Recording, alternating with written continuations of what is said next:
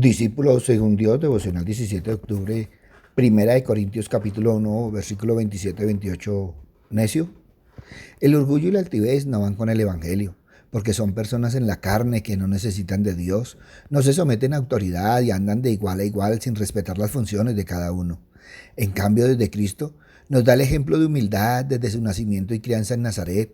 Escogió a pescadores humildes y a un odiado publicano, con una organización sencilla como iglesia, los del camino. Y todo esto locura para la sabiduría humana. Desde Cristo hasta ahora ninguno se puede jactar de nada, porque Dios en su sabiduría salva lo insignificante del mundo y lo llena de sencillez y humildad, y ninguno puede decir que alcanzó la salvación por su intelecto. Pablo nos dice que Cristo es para nosotros sabiduría. Él es el experto en la vida y por medio de Él tenemos relación con Dios, y es solo en su presencia que la vida es lo que debe ser. Solo caminando con Él podemos mantenernos sin mancha en medio del mundo, y es el único que nos libra del pecado pasado, de la impotencia presente y del miedo al futuro. El único que libera de la esclavitud del pecado y del yo. Para todo aquel que no cree en el Evangelio y para muchos que su creencia no es real y manifiestan que es necedad hasta el punto que se avergüenzan del Evangelio. Sabemos que es Dios quien escoge y no el que se cree sabio, ya que éste rechaza el plan de Dios y siempre confronta con el Evangelio porque va en contra de sus ideas e intelectualmente todo lo sabe, pero en el caminar se da cuenta que su sabiduría ante Dios no sirve, que Dios expone la ignorancia reduciendo a la nada y en muchos casos utilizándoles como instrumentos para extender el Evangelio. Pablo expone que Dios ha escogido con el doble propósito, primero demostrar que la obra de redención en el Evangelio es obra de su poder y sabiduría, y luego de avergonzar y anular el poder y la sabiduría del pobre hombre carnal. Nosotros sabemos que el plan de salvación de Dios no concuerda con las prioridades del mundo, y esto parece necio. Pero en realidad, la salvación eterna es más valiosa que toda la fama, las riquezas y éxitos que el mundo busca. La iglesia actual, al igual que en los tiempos de Pablo, sigue con el problema de división y cada quien se siente atraído por la obra que se ejerce o por la elocuencia, donde cada uno tiene una razón, pero ninguno la razón del Evangelio de Cristo. Muchos caminan vanagloriándose de sí mismo, de las denominaciones, de su líder, y no se dan cuenta que están siendo necios con respecto al Evangelio y que cada uno de nosotros en el caminar diario debemos identificarnos con Jesucristo.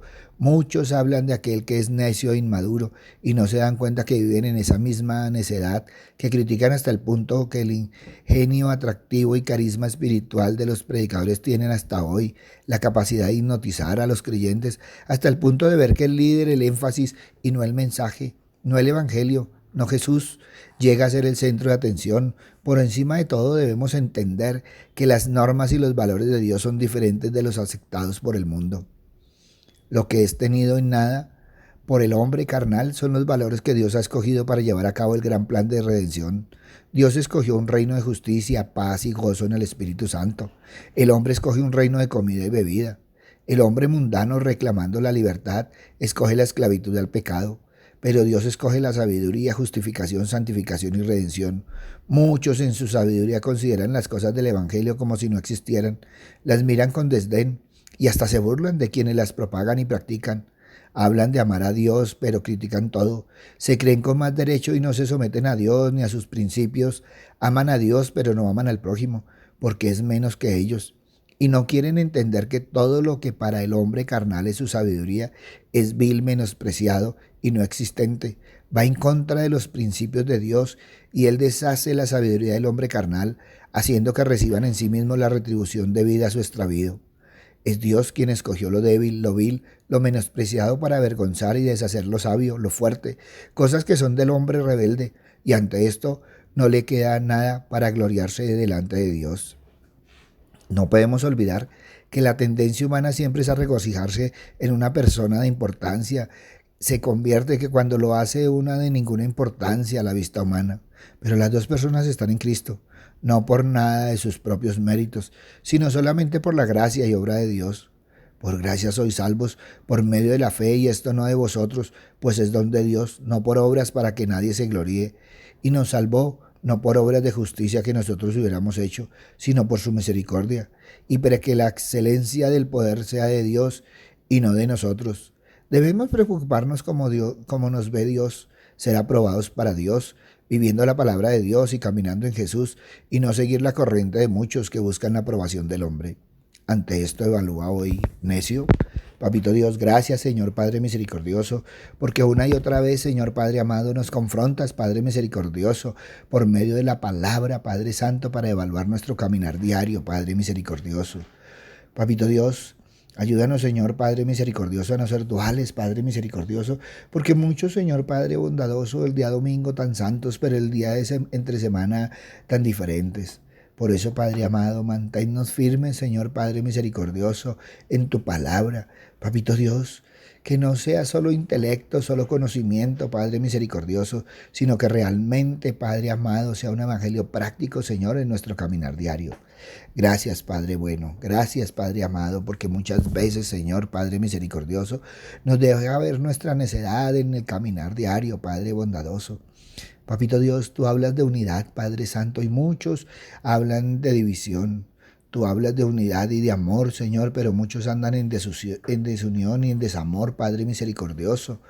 Tú nos hablas de amor, Padre amado, y muchos hablan de amarte, Señor, pero tienen algo contra el prójimo, Padre misericordioso. Papito Dios, pero también, Padre bondadoso, ayúdanos, Señor, a tener ese celo, Padre misericordioso, porque sabemos, Señor, Padre amado, que caminando contigo, Padre misericordioso, debemos tener tu justicia, Señor, y no nuestra justicia. Papito Dios, gracias Señor, porque una y otra vez, Padre misericordioso, nos lleva, Señor, Padre amado, a caminar en ese pulimiento, Padre misericordioso, para dejar tanta necedad, Padre amado, y para ver, Señor, la necedad del mundo, Padre misericordioso, aún en la iglesia.